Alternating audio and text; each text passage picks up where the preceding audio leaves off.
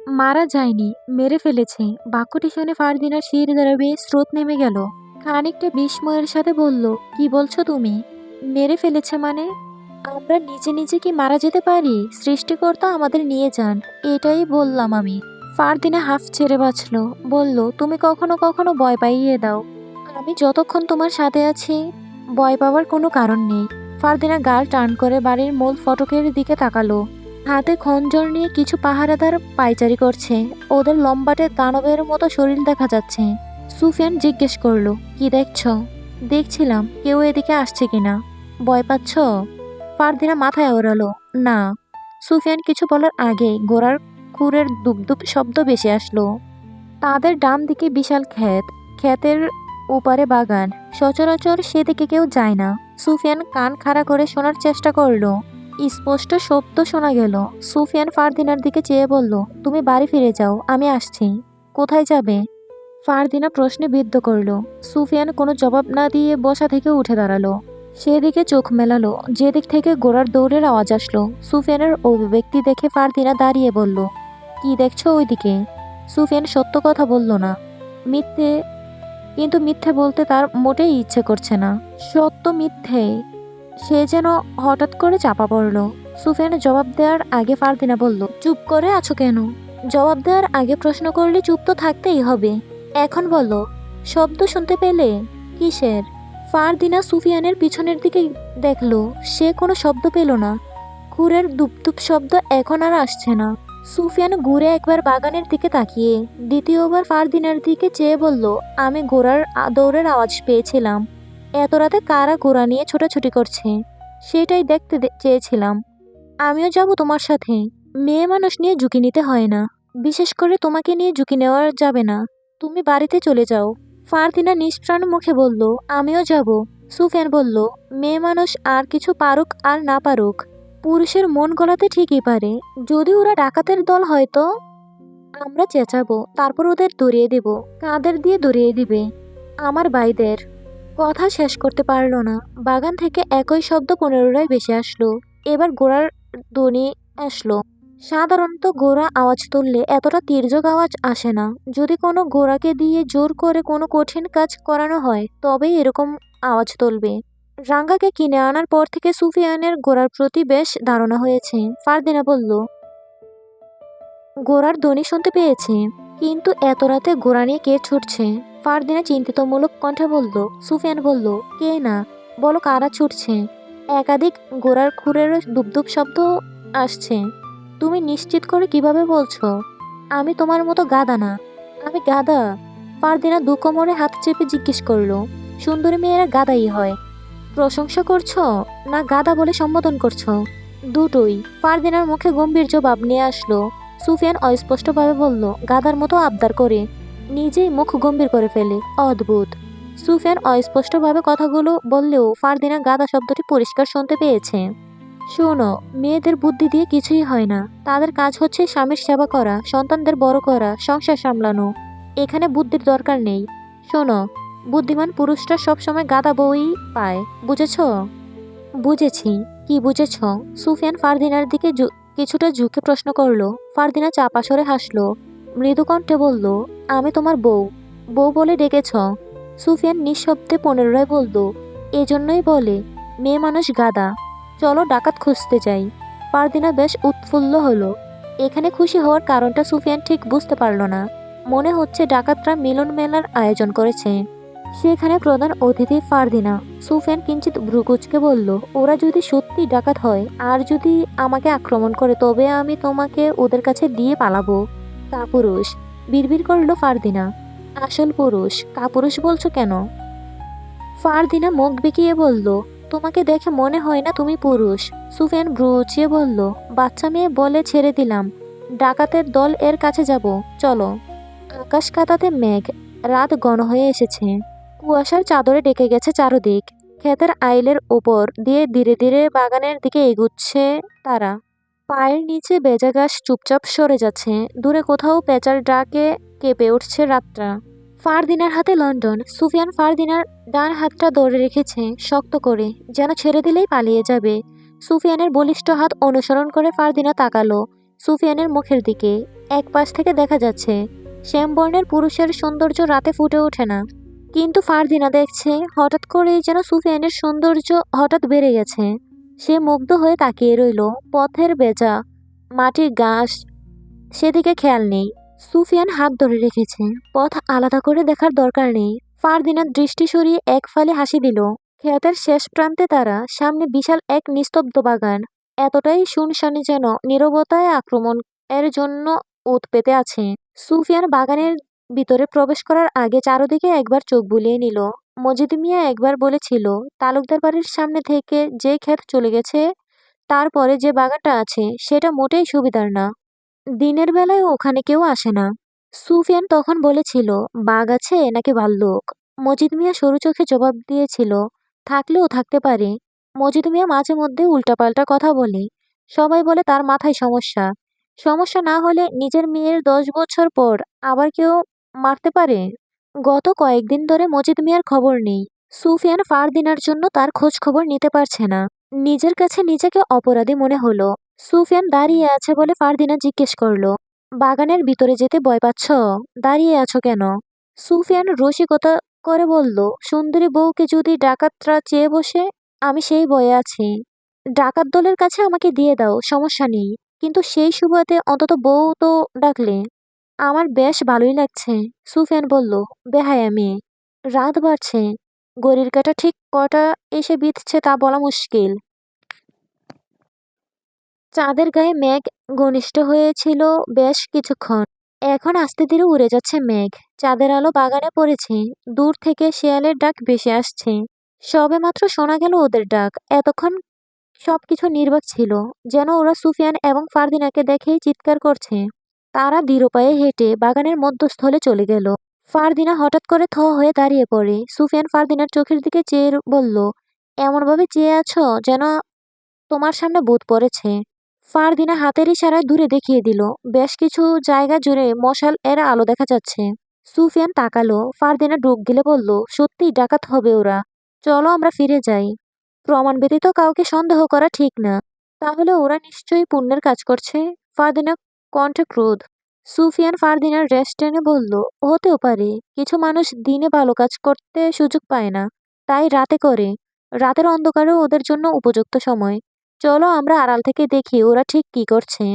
সুফিয়ান ও ফারদিনা পরবর্তী পা ফেলতেই একটা কালো রঙের বিড়াল লাফিয়ে লাফিয়ে চলে গেল তাদের সামনে থেকে। হঠাৎ কালো বিড়ালের আহ্বানে ফারদিনা চমকে উঠল। শ্বাস প্রশ্বাসে কিছুটা বাড়ি হলো। সুফিয়ান ফারদিনাকে সাহস দিয়ে নিজের কাছে টেনে নিল। বিড়ালের কাজ রাতে ঘোরাফেরা করা, ইঁদুরের খোঁজ করা। যেন ইঁদুরই ওর একমাত্র শিকার। আজ রাতটা যেন কোনো অশুভ। বাগানের পাতাগুলো নিঃশব্দে কাঁপছে। দূরে কোথাও চাঁদের আলো গিলে ফেলেছে ঘন মেঘ। সুফিয়ান ও ফারদিনা পুরনো পাথরের ফোয়ারার আড়ালে লুকিয়ে চোখ রাখলো মশালের দিকে। বেশ কিছু মশাল জ্বলছে। বাতাসে হঠাৎ এক অদ্ভুত গন্ধ, স্যাঁতসেঁতে মাটি আর পচা ফুলের মিশ্রণ। তারপর ঝোপ সরিয়ে বেরিয়ে এলো রক্তেশ্বরী বাঘ। চোখ লাল, থাবায় মাটি খুঁড়ে ফেলেছে। যেন অস্থির ক্ষুধা তাকে পাগল করে তুলেছে। কিন্তু ওর গাড়ে একটা চামড়ার কলার বাঁধা। ফারদিনা বিস্ফারিত চোখে ফিসফিস করলো, ওটা ওটা তো কারো পোষা বাঘ মনে হচ্ছে। সুফিয়ান আঙ্গুলে ইশারায় শব্দ করে থাকতে বলল। বাঘটা থেমে গেল, কান খাড়া করলো। তারপর অন্ধকারের ভিতর থেকে ভেসে এলো এক কণ্ঠ, শান্ত হও রক্তেশ্বরী। বাঘের গর্জন থেমে গেল মুহূর্তে। ছায়ার মধ্য থেকে বেরিয়ে এলো এক মানুষ, লম্বা কালো চাদরে ঢাকা মুখ, হাতে তামার লণ্ঠন। আলোয় তার মুখ স্পষ্ট হলো না, শুধু ঠোঁটের কোণে এক বিকৃত হাসি। এরপর 3টি ঘোড়া বেরিয়ে আসলো। ঘোড়ার পিঠে চেপে বসা 3জন মুখোশধারী, সাথে বেশ কয়েকজন অনুচারী। ঘোড়া থেকে একজন মুখোশধারী নেমে বাঘটার মাথায় হাত রাখলো। বাঘটা যেন বিড়ালের মতো শান্ত হয়ে গেল। মাথা নিচু করে দাঁড়িয়ে রইল। মানুষটি মৃদুস্বরে বলল, আজ একজন পেয়েছি রক্তেশ্বরী, কিন্তু খুব শীঘ্রই অনেকেই আসবে তোর খিদে মিটাতে। তোর শরীরে শক্তি না থাকলে আমাদের শত্রুদের বিরুদ্ধে তুই লড়াই করবি কিভাবে? ফারদিনার বুক কাঁপছে। সুফিয়ান নিঃশব্দে মুঠি চেপে ধরল। বাঘের মাথায় হাত বুলিয়ে দেওয়া লোকটির শুধু চোখ দেখা গেলেও তাকে শনাক্ত করা গেল। সায়েমের কণ্ঠ। ফারদিনা নিচু স্বরে বলল, ভাই। সুফিয়ান কিছু বলল না, শুধু চেয়ে রইল। তাদের উদ্দেশ্য দেখার পালা। এই কাল রাত্রি শুধু বন্যা নয়, মানুষের তৈরি এক দানবীয় আয়োজন। দ্বিতীয় জন গোড়া থেকে নেমে দাঁড়ালো। সে অনুচারীকে লক্ষ্য করে বলল, বাঘের তাজা খাদ্য নিয়ে আয়। দেরি হয়ে যাচ্ছে। দিনের আলো ফুটলে অশুভ হবে। থেমে গেল তার কণ্ঠ। এরপর শুধু হাসির বন্যা শুরু হলো। সুফিয়ান ফারদিনাকে বলল, তোমার ভাই রায়ান, কিন্তু ওরা কি করছে? আমি কিছুই জানি না। চলো এখান থেকে। আমাদের দেখে ফেললে শেষ করে ফেলবে। দাঁড়াও, তোমার ভাইয়েরা কি পুণ্যের কাজ করছে? এটা দেখা দরকার। রায়ান, সাইম সহ সবাই হাসি থামালো। শেষমেশ ভেসে আসলো আরিবের কণ্ঠ। প্রকৃতি যেন তারই অপেক্ষা করছিল। আরিফ বলল, আজকের রাতটার কি নাম দেয়া যায়? প্রশ্নটা যেন সবাইকে ঘিরে করলো। সাইম আগ বাড়িয়ে বেশ প্রফুল্ল মনে বলল, ভাই, আজকের রাতের নাম দাও রক্তের আহার। রায়ান বলল, আমাদের ছোট্ট ভাইয়ের মাথায় বুদ্ধি আছে। পরবর্তী জমিদার ও হলেও হতে পারি। সাইম বেশ তির্যক আওয়াজে আসলো, যেন ও এই মন্তব্যের আশায় ছিল। আরিফ একটা পাথরের খণ্ডের উপর বসলো। সামনে অগ্নিকুণ্ড। আগুনের জলকানিতে আরিফের চোখ দুটো লাল দেখাচ্ছে। মুখমণ্ডলে রক্ত উঠে এসেছে। চাদর মুড়ি দেওয়া তামার লণ্ঠন হাতে এগিয়ে আসলো লোকটি। হঠাৎ বাতাস বয়ে যাওয়া তার মুখ থেকে চাদরটা উড়ে গেল। সে চোখ বুজে আবার মেলল। একটি চোখ নেই তার। খোদাই করা অংশটি যেন কেউ ইচ্ছে করে চোখ উপড়ে ফেলেছে। ফারদিনা হা জাতীয় ফিসফিস করে শাড়ির আঁচল দিয়ে মুখ চেপে ধরে। সেদিন রাতে স্বপ্নে সে দেখেছিল একজন বৃদ্ধা ঝিলমিলের কাছে তার জন্য চিঠি পাঠিয়েছে। লোকটির একটি চোখ ছিল না। স্বপ্ন স্বপ্নই থেকে যায়, সত্যি হয় না। তবে আজ কেন তার সামনে অন্ধ লোক হাজির হলো? তার ভাইদের সাথে সে কি করছে? তার ভাইয়েরাও বা কি করছে? ঠিক কিছুদিন আগে একজনকে নির্মমভাবে হত্যা করেছে তারা, কুমিরের জন্য। তাদের বাড়িতে প্রাচীন ফাঁদ আছে। ফাঁদের কিছু অংশ আছে। সেখানে পা রাখলেই কুমিরের খাদ্য হিসেবে পরীক্ষায় পড়ে যাবে, সেই জবাব মিলেছিল। কিন্তু আজ রক্তশোষী বাঘ কেন? বাঘ কিভাবে শত্রুদের মোকাবেলা করে? ফারদিনা কোনো জবাব পেল না। প্রশ্নবিদ্ধ চোখে শুধু তাকিয়ে রইল। যদি জবাব মেলে। রায়ান বলল, জলদি করে ওকে নিয়ে আয়। কজন অনুচারী একজনকে পাকড়াও করে ধরে এনেছে। লোকটি ছোটার জন্য ছটফট করছে, পারছে না ছুটতে। দানবের মতো শরীরের অধিকারী অনুচারীগণ। ওদের দেখে মনে হচ্ছে জল্লাদ। কারো গলা কাটার জন্য প্রস্তুত হয়ে আছে। পীড়িত ব্যক্তি শব্দে গুঙ্গাচ্ছে। হাত দুটো বাঁধা, মুখে কালো মুখোশ। শরীরের সবটুকু শক্তি দিয়ে ছুটে যাওয়ার প্রাণপণ চেষ্টা করছে। কিন্তু অসম্ভব ওদের হাত থেকে রক্ষা পাওয়া।